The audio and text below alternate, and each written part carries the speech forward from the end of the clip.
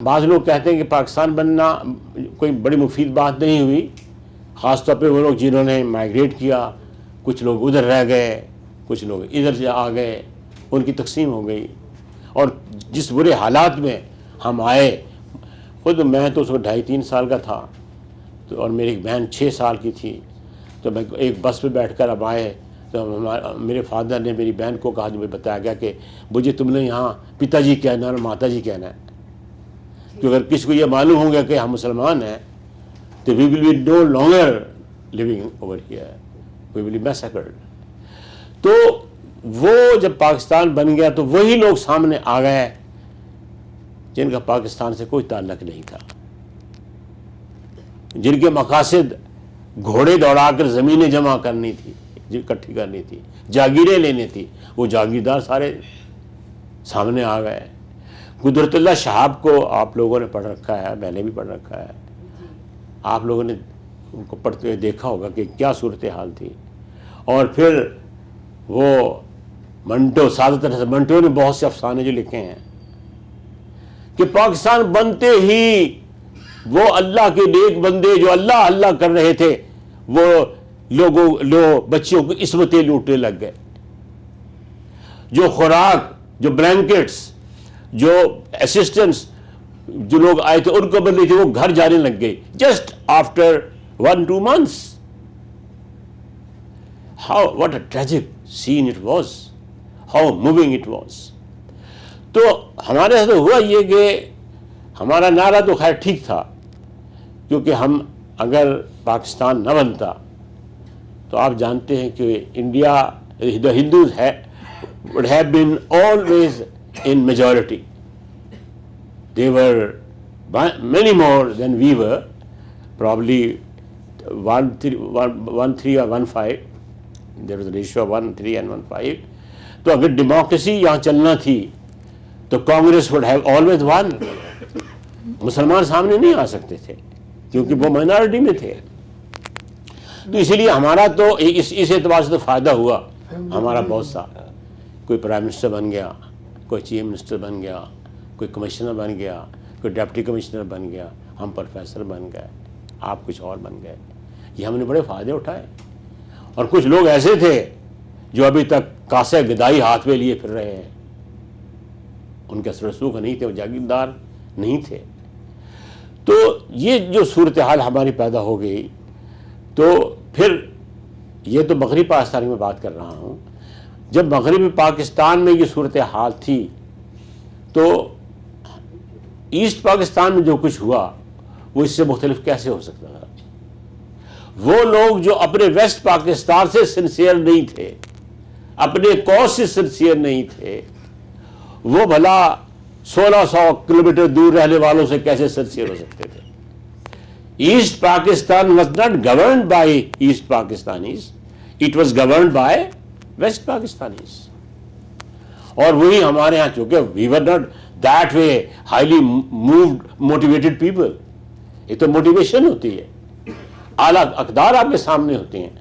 ہماری قدر تو یہ بن گئی تھی کہ کتنی بڑا محل ملے، کتنی بڑی کوٹھی ملے، میرا بھائی وزیر بنے اور یہ میری پارٹی کا ہے. اور یہ اس لیے بھی ہوا کہ یہاں ایجوکیشن کا کیا ریشو تھا؟ I think 5 to 6%. کوئی ایجوکیشن تھی ہی نہیں، اور نہ کوئی الیکٹرانک میڈیا تھا جو کوئی آپ کو بتاتا کہ واٹس واٹ اینڈ ہو از ہو. ایک ریڈیو پاکستان ہوا کرتا تھا اور بس ہم وہی سنا کرتے تھے اور وہی سمجھتے تھے کہ وہی لفظ آخر ہے، حتمی بات ہے جو کہی گئی ہے. تو ہوا یہ کہ ایسٹ پاکستان یہاں ہم انصاف نہیں کر سکے. اب آپ دیکھیے، آپ جب باہر سے لوگ آتے ہیں وہ کہتے ہیں لو جی ہاؤ وی سے that Pakistan is a poor country. When they move in Lahore, Karachi and Rawalpindi, Islamabad, which is full of all these amenities and facilities, cars and bungalows and everything. تو ہم جو ہم سے 1600 کلومیٹر دور تھے، ہم نے ان کو حکومت کرنے کا موقع ہی نہیں دیا، اس لیے کہ طاقت یہاں تھی. حالانکہ ایجوکیٹڈ لوگ ایسٹ پاکستانیز تھے، they were more educated than we were. کیونکہ وہاں ایجوکیشن ریشو اب بھی زیادہ ہے، تب بھی زیادہ تھا، اور وہاں سیکٹیرینزم جو تھا وہ بڑا کم تھا، وہ اب بھی نہیں ہے. یہی وجہ ہے کہ وہاں کوئی ماشاء اللہ امپوز نہیں ہوئی، اور اب بھی ان کی اکانومی ہم سے بہتر ہو گئی ہے. اس لیے کہ ہم حال یہ ہے کہ ایک بھائی دوسرے بھائی کا حق نہیں دیتا، مرد کبھی کوئی بھائی اپنی بہنوں کا حق نہیں دیتا. تو یہ عجیب بات یہ ہے، اس کی وجوہات اب آپ سب جانتے ہیں. مجھے آپ کے سامنے بات کرتے ہوئے لگ یہ رہا ہے کہ شاید میں آپ کو کوئی نئی بات تو بتا نہیں رہا، یہ باتیں آپ سب جانتے ہیں. they are crystal clear, no ambiguity in that whatsoever. تو جب یہاں قائد اعظم تو بہت شریف آدمی تھے، بچارے سیرے سے آدمی تھے، میں بتاؤں آپ کا بھی یہ خیال ہوگا. وہ اچھے سیاستدان تھے، اور سیاستدان سے مراد یہ تھے کہ وہ اپنے وعدے کے پابند تھے، وہ بات کو سمجھتے تھے، اور وہ ظاہر ہے مسلمان تھے. تو ایک مسلمان لیڈر جب ملا اور باصول لیڈر تھا تو اس نے اپنی بات بنوا لی. لیکن اس کے بعد کتنے قائد اعظم ہمارے پاس باقی رہ گئے؟ How many? قائد ملت تھے، ان کے ساتھ جو کچھ ہم نے کیا لیاقت علی خان کے ساتھ وہ ہمارے سب کے سامنے ہے. تو یہ صورتحال جب پیدا ہوئی ہمارے ساتھ، تو پھر ایسٹ پاکستان اس وقت سنا کرتے تھے، ہمیں اتنا معلوم نہیں تھا ایسٹ پاکستان کے بارے میں. تو لیکن بعض لوگ کہا کرتے تھے کہ وہاں تو بنیادی ضرورتیں ہی نہیں پوری کی جا رہی، وہاں پیسہ ہوتا ہے پٹسن وہاں کی بکتی ہے، استعمال وہ اس طرح ہوتی ہے. ان کے پاس نہ فوج ہے، نہ ان کو کوئی اکنامک فیسلٹیز دی گئی ہیں، نہ کوئی ایجوکیشن کا بہتر انتظام کیا گیا ہے. ادھر وہاں سارے ہندو ٹیچرز موجود، اور پھر East Pakistan was surrounded by the Indians and the ocean. Ocean was also one of the Indians. So how could we be fair to that part which was 16? Actually there was a slogan of pan-Islamism کہ ہم جہاں بھی ہوں بس یہاں رہ رہے ہوں وہاں رہ، جیسے خلافت عثمانیہ تھی، وہ تو چلتی اس لیے رہی تھی کہ وہ خلافت کیا تھی؟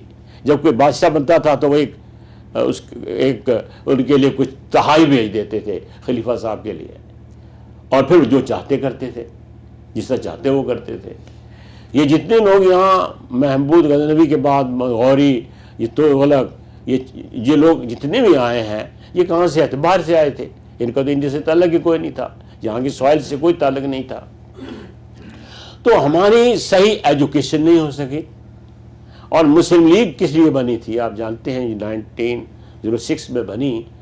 اس کا مقصد حصول پاکستان نہیں تھا، اس کا ایک مقصد یہ تھا کہ انگریزوں کے ساتھ اچھے تعلقات قائم کیے جائیں، تاکہ کانگریس صرف تعلقات نہ بڑھا لے، ہم اس کو نیوٹرلائز کریں. شروع میں تو مقصد یہی تھا، اور یہی آپ جانتے ہیں کہ لکھنؤ پیکٹ ہوا اور قائد اعظم کانگریس کے ممبر رہے.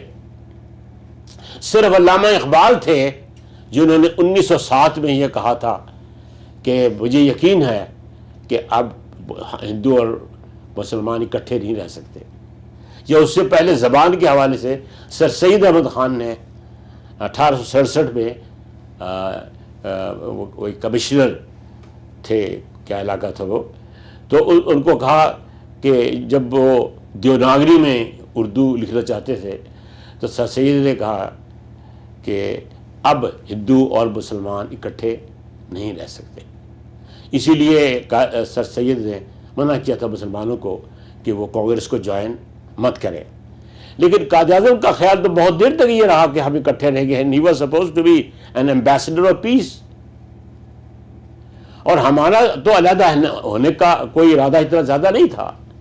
اگر آپ 1930 کا خطبہ پڑھیں الہ آباد کا علامہ اقبال کا، تو علامہ اقبال نے بالکل سیپریٹ پاکستان کا کہیں ذکر نہیں کیا.